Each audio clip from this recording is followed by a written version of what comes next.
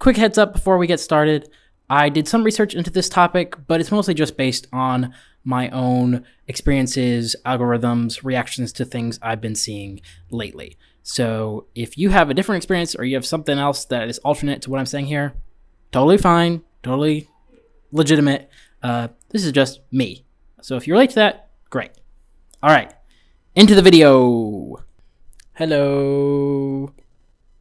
So can someone tell me, why does everyone want to talk about Gen Z? If we go to Google, type in Gen Z, sort by news. Look at this. Gen Z Americans say that clothes in stores are a bad omen, that we're going into recession. 22 hours ago. Gen Z is flocking to one social media platform. 6 hours ago. 70% of Gen Z and millennial gamers are ready to purchase a Switch 2. 2 hours ago. The Gen Z work uniform, a simple answer to decision fatigue. 21 hours ago.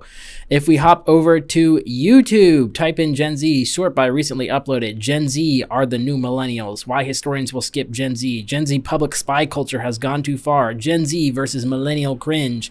Comedian reacts to insane Gen Z TikToks. Taylor Tomlinson checks in on Gen Z.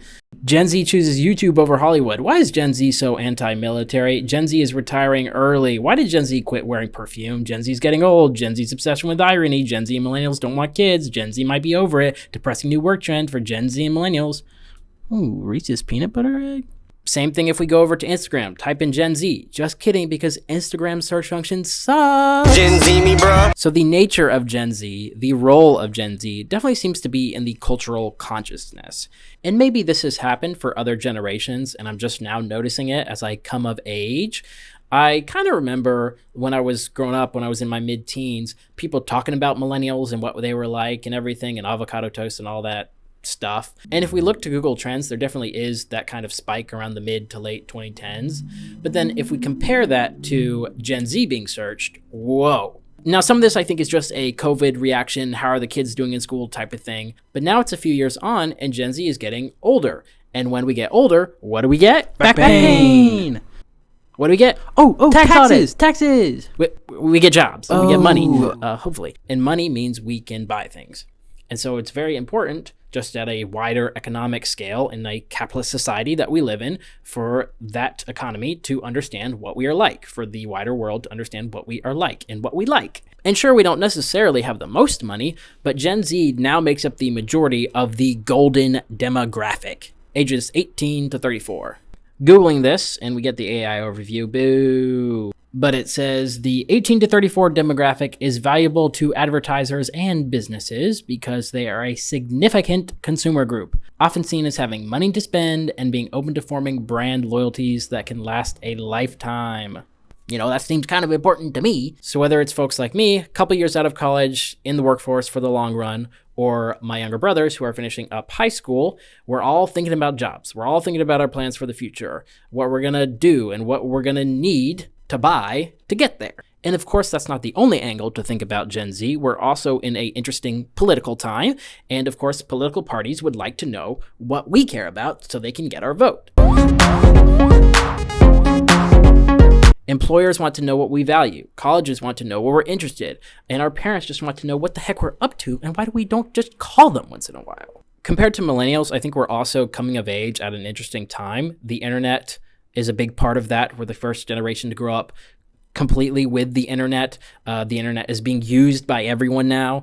And I think this kind of results in us being the first generation en masse to talk about ourselves. And I'm sure millennials did this too, but I think we're just more used to it. We're just more used to using it as a tool to analyze ourselves. You see a lot, Doctor. But are you strong enough to point that high-powered perception at yourself? Maybe you're afraid to.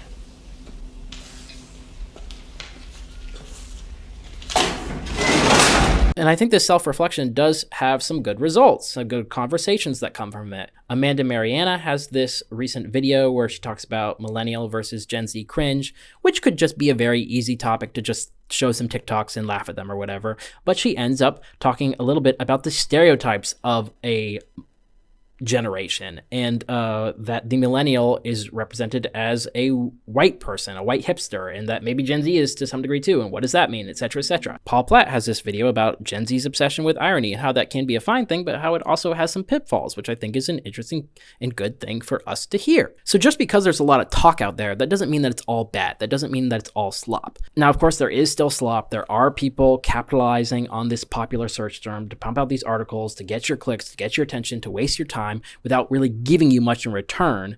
But there's good stuff out there too. And within this greater cultural consciousness, this cultural conversation of what Gen Z is, what they're like, what they are doing as a Gen Z person, I think there are maybe two negative responses that you can have to this wide variety of info.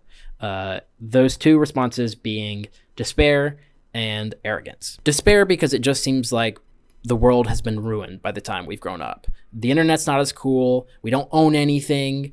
Nothing seems original. We can't afford things. We're not as smart. We're not as talented. We're not as social. Or maybe a sense of pride or arrogance because those things aren't affecting you, because you are successful, because you are educated, because you aren't scrolling on TikTok for 2 hours a day, and you feel like you are better than your peers. You know, that's fair. You maybe have a bit of a boomer take and you're like, come on, just figure it out. I did it. Or even just judging people in our generation being silly, doing silly things. But anywho, I'm going to go to bed and I'll see you guys tomorrow.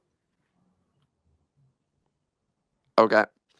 And whether you're feeling one of those feelings or both, I think it's important to remember that, yes, there are trends for a generation. There are trends for people of a certain age at a certain time. But at the end of the day, you are still an individual. You can still do what you want. You can be who you want. You can change yourself. You can change yourself for the better. And all this attention that we're getting as Gen Z can be overwhelming, but we're getting it because we have power. We have influence, which can be a good thing. We can use that for good. That's an encouraging feeling. And consuming all this content can maybe help you understand yourself, but at the end of the day, it's not going to give you an entirely accurate representation of who you are.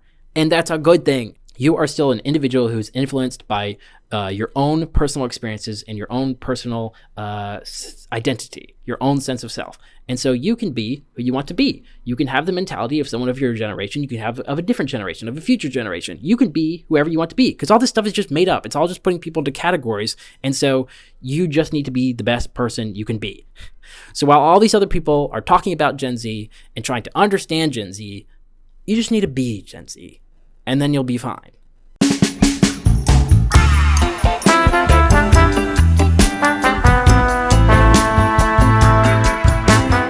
Maybe got a little too cheesy, a little too inspirational there at the end for your taste, but it was satisfying for me to put these things out into the world, to get these things out of my brain. So if that makes you grumpy, then get out of here. Regardless, I am interested to hear your thoughts. If you have any thoughts to this conversation, if you relate to this, if you want to add anything on to these thoughts about Gen Z.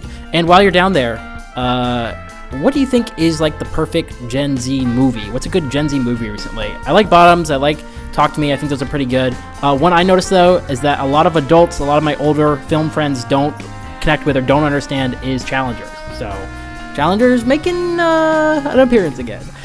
Stay tuned. Next video, I want to talk a little bit about TV and stuff. So stick around for that. All right. Bye. Gen Z